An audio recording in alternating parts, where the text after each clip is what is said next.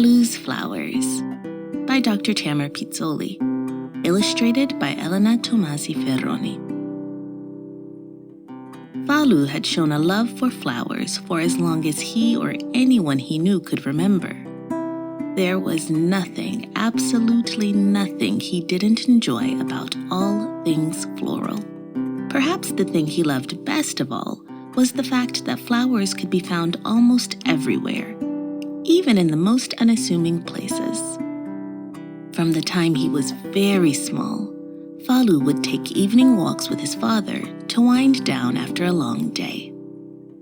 A walk a day keeps my potbelly away, his dad would joke.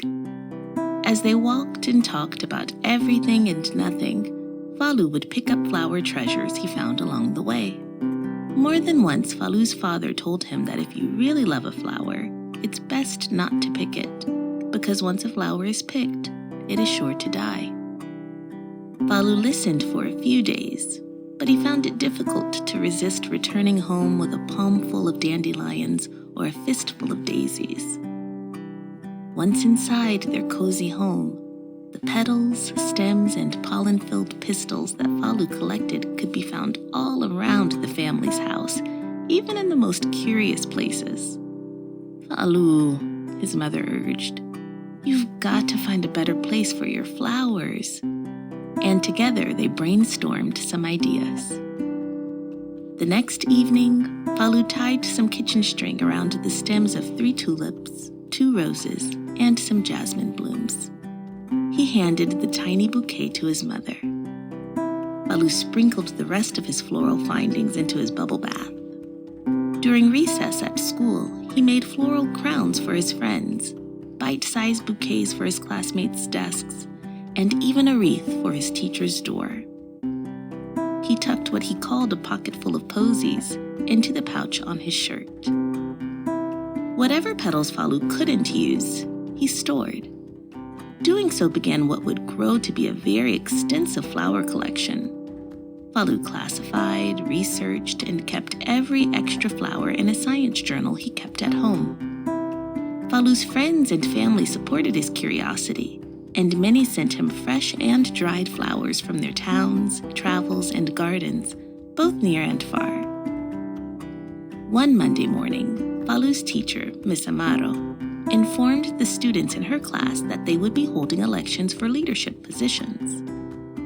Just as she was explaining that there would be a class president, vice president, and secretary, the classroom door swung open, and in walked a new student named Luca, fresh from another school. Luca was, in a word, cool. The entire class took to him right away. Gray, the friendliest kid in the class, volunteered to show him the ropes.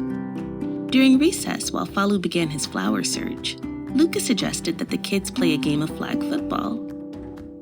All of the students stood around as Luca selected his team: Joaquin, Amber, Shante, Isaac. One by one, most of Falu's friends were called. When someone suggested that Falu was still available, Luca laughed and quipped, "Doesn't he like flowers? I'll pass." Falu walked away before the game began.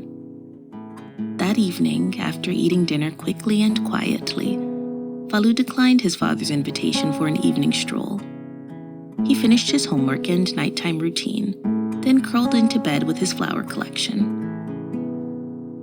His parents, who had noticed a slight change, came to his room and sat on the edge of his bed, and Falu told them what had happened earlier that day.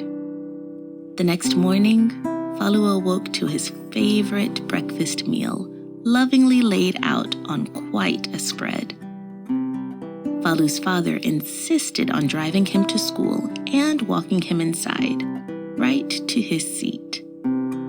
As the students filed into the classroom, their teacher announced she would be reading aloud the class election results.